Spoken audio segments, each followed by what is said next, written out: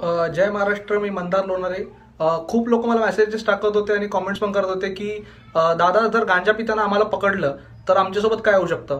तर तुमच्यासोबत दोन गोष्टी होऊ शकतात. तुमच्यावरती NDPS ऍक्ट 8C आणि 27 प्रमाणे गुन्हा दाखल होऊ शकतो. त्यामध्ये दोन गोष्टी होतील.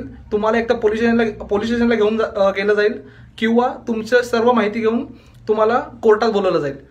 तर जेव्हा तुम्हाला पोलीस स्टेशनमध्ये घेऊन जातील तेव्हा 24 तासाच्या आत तुम्हाला कोर्टात हजर करतील आणि जेव्हा तुम्हाला फक्त माहिती घेऊन सोडलं जाईल तेव्हा तुम्हाला जेव्हा पोलीस स्टेशनमधून फोन येईल तेव्हा तुम्हाला कोर्टात यावं लागेल आणि तुमची चार्जशीट जेव्हा येईल कोर्टात तेव्हा तुम्हाला यावं लागेल.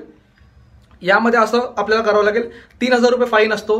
तो 3000 रुपये फाईन तुम्हाला भरावा लागेल आणि एक गुन्हा कबुलीचा अर्ज, तो गुन्हा कबुलीचा अर्ज आपल्याला द्यावा लागेल कोर्टात आणि वकालतनाम्यावरती एका वकिलाची सही लागेल.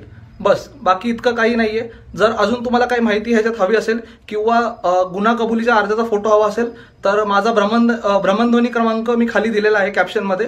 तर तुम्ही फक्त मला त्यावरती व्हॉट्सअप करा किंवा मला डायरेक्ट फोन केला तरी चालेल. आणि अजून काही जर NDPS ऍक्ट बद्दल काही माहिती हवी असेल तर तुम्ही मला नक्की विचारू शकता किंवा व्हिडिओ आवडला असेल तर कमेंट करू शकता. धन्यवाद.